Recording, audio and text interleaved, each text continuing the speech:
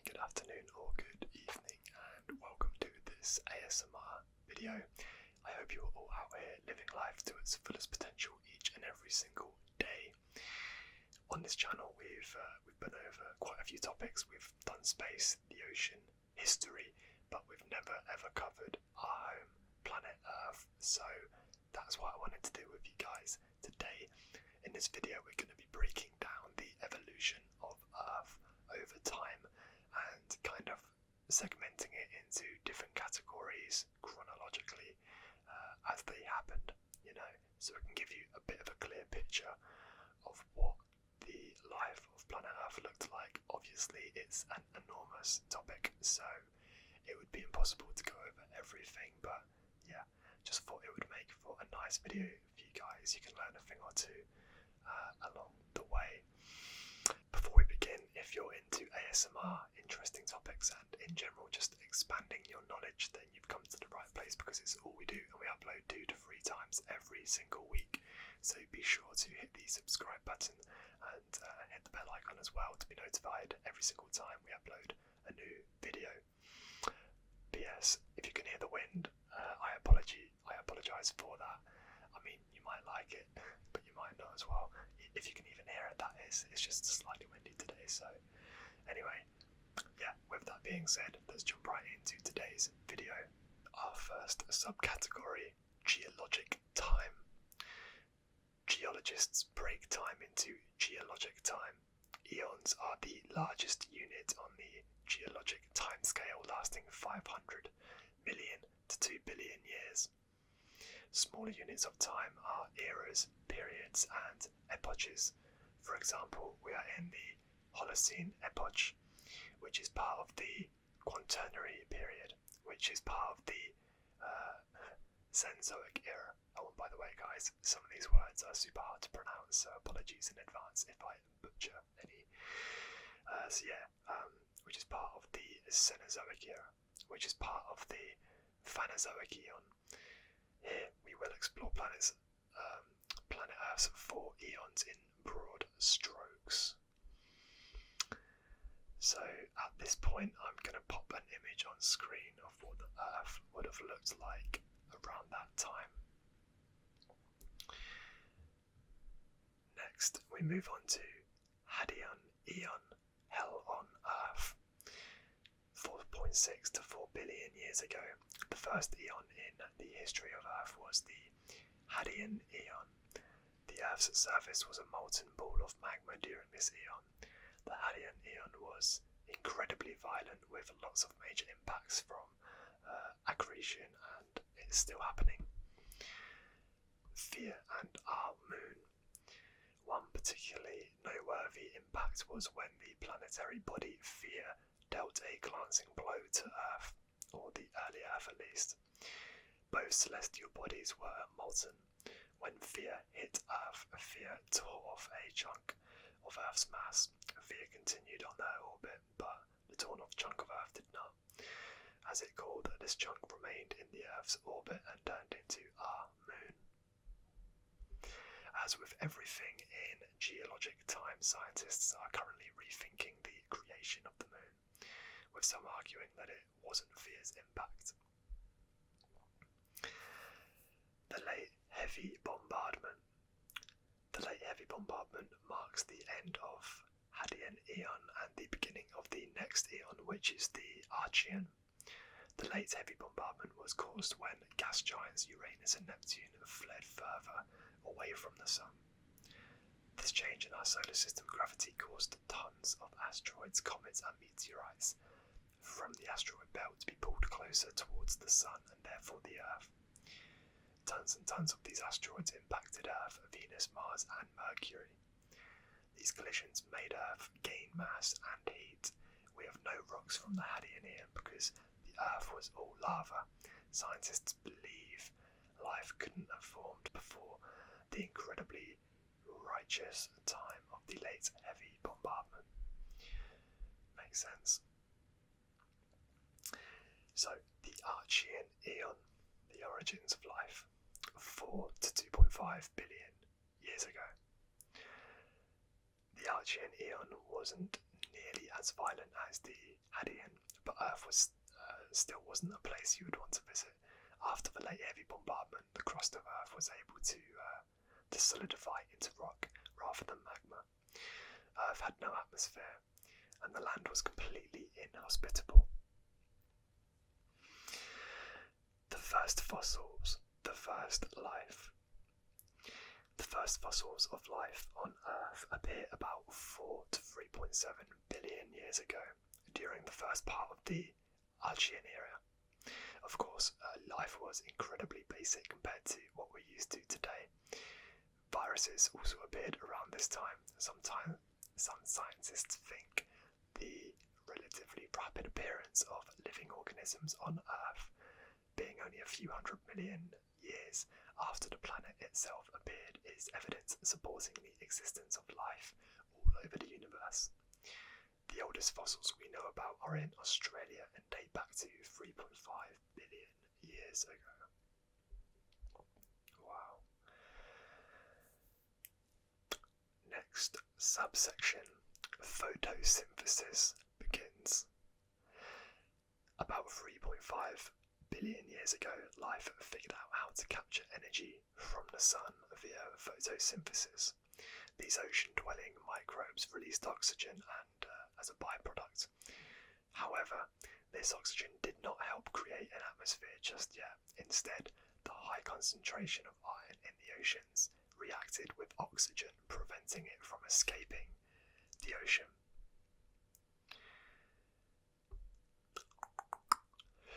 Next, the Proterozoic Eon, something and then nothing. 2.5 billion to 550 million years ago. The Proterozoic Eon is by far the longest in Earth's history, at about 2 billion years. The Earth's atmosphere and lithosphere, so rocks, changed significantly during the first part of this period. The second billion years of the Proterozoic, in contrast, were not very exciting. Which moves us on to the Great Oxygenation. Oxygen began to accumulate in the Earth's atmosphere around 2.3 billion years ago. The accumulation of oxygen distinguishes the Archean Eon from the Proterozoic Eon. The first snowball Earth occurred during this time. This glacier was one of the major drivers that pumped oxygen into the atmosphere. When climate change caused the end of the Ice Age around 2.3 billion years ago, the melting ice introduced vast amounts of oxygen into the atmosphere. Ironically, the addition of oxygen to the oceans and atmosphere was catastrophic for life on Earth, at least in the short run. Life in the oceans had evolved to live in an anaerobic. Live in an anaerobic or oxygen-free environment. It's interesting. The introduction of oxygen led to the extinction of many anaerobic bacteria. That's the first I've ever heard of any type of life form being able to survive without oxygen. Strange. This brings us on to the next chapter in planet Earth's journey. It's called the Boring Billion. As the name implies, the period from about 1.8 to 0.8 billion years ago was remarkable in only one way. The Earth was stable and not much happened. Tectonics did not shift that much. Life didn't really evolve, there weren't many available nutrients, and the climate didn't change. Some scientists think that eukaryotes, life with nucleus. Okay, cool. Sorry, it's another really weird word to pronounce. Eukaryotes, which is a life with a nucleus, evolved all important characteristics during the Boring Billion, such as a sexual reproduction, which made the Cambrian explosive possible. Additionally, algae and the beginnings of plants evolved during this time, but considering this was over 1,000 million years, those evolutionary accomplishments seemed fairly minimal. I guess all of us, the Earth included, need periods of rest. And this brings us on to our next chapter, plate tectonics. Geologists aren't exactly sure when the Earth's crust divided into different plates, causing plate tectonics. This may have happened anywhere from 1 to 3 billion years ago. Scientists who argue for the more recent evolution of plate tectonics believe that this process couldn't have happened when the Earth was still a ball of magma, or otherwise very hot. Ever since the late heavy bombardment, the Earth has been cooling. As the crust of the Earth turned from magma to rock, tectonic plates were able to form. Plate tectonics has been essential to the development of life on Earth over the past billion years. These tectonics create mountain ranges and oceanic droughts, along with glaciers that crushed rocks. The eroding of mountains made via plate tectonics provided the nutrients necessary for life to finally end the boring billion. Okay, cool. So with that, we're actually moving on to a brand new eon now. This is called the Phanerozoic Eon, our modern Earth, which would consist of being 550 million years ago to present.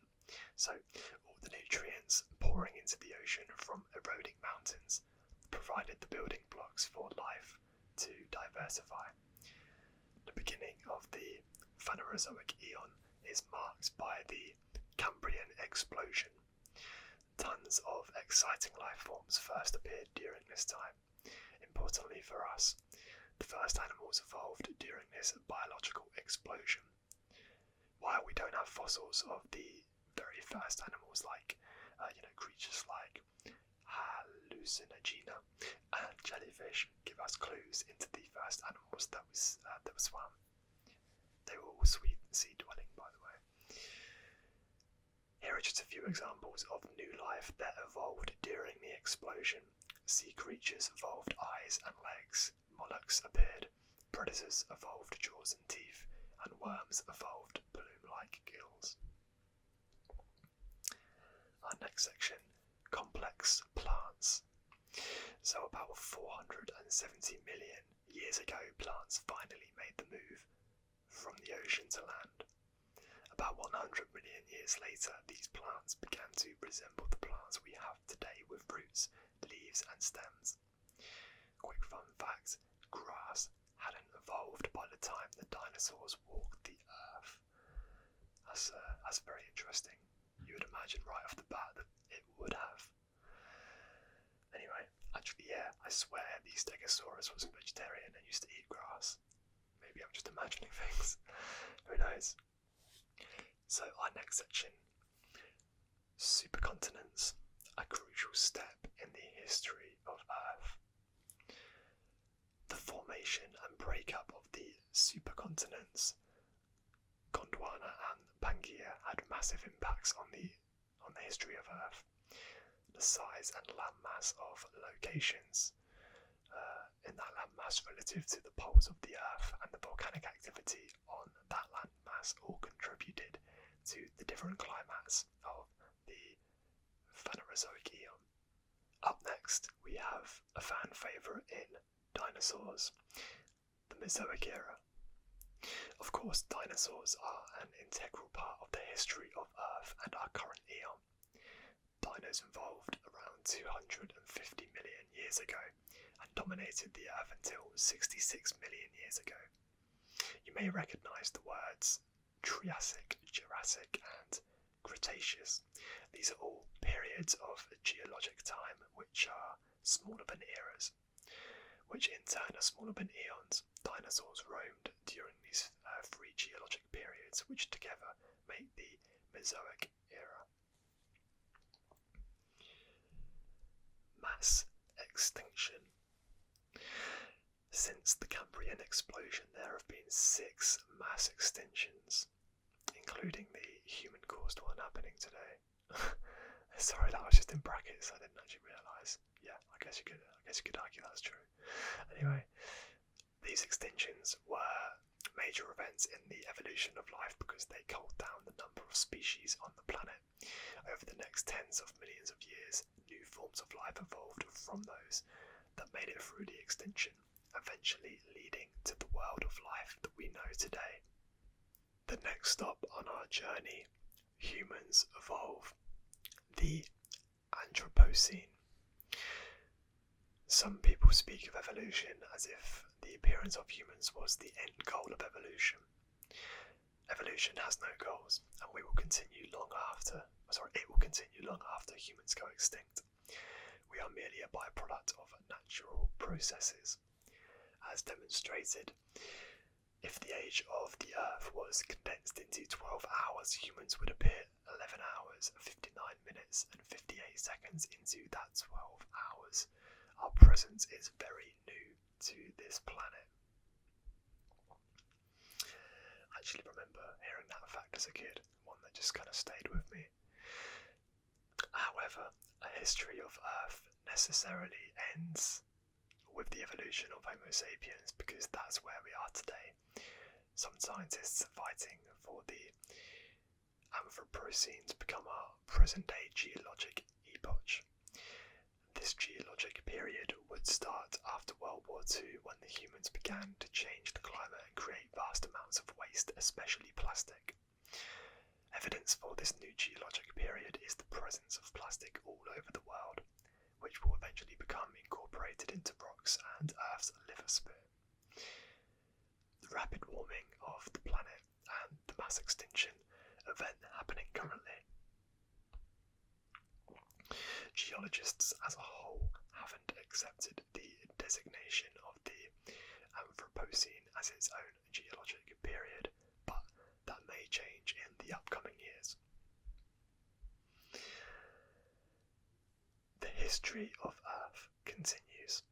As far as we know, Earth is the only planet with life. Space exploration, especially with the launch of the James Webb Telescope, which, by the way, I'll be doing a video on, I think it's awesome, is revealing Earth-like planets at an astonishing rate. Perhaps as we learn more about other Earth-like planets out in the universe, we will learn more about the history of Earth, our pale blue dot.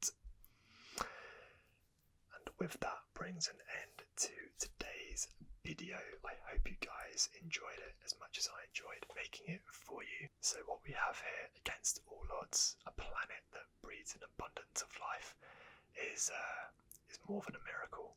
So I think we're doing a bit of a disservice as a human race to our planet right now, and we really need to be looking after it because yes, there is a lot of negativity in the world, but there's pros and cons to everything. It's just how you look at it. It's all perspective at the end of the day.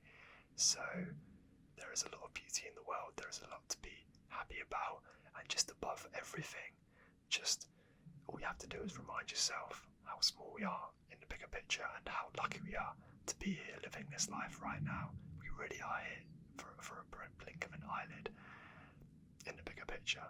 So regardless of what's happening around you, you can't change external circumstances. All you can change is how you feel about it and what you do to make your life better.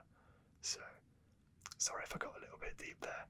I feel strongly about stuff. But yeah, I hope you enjoyed today's video. If you did enjoy it, please feel free to give it a cheeky thumbs up. And if you really, really enjoyed it, you can even potentially, possibly consider subscribing. Who knows? But either way, regardless, I appreciate you being with me today for our journey through the evolution of Earth. And I hope to see you on the next one. Stay blessed, stay balanced.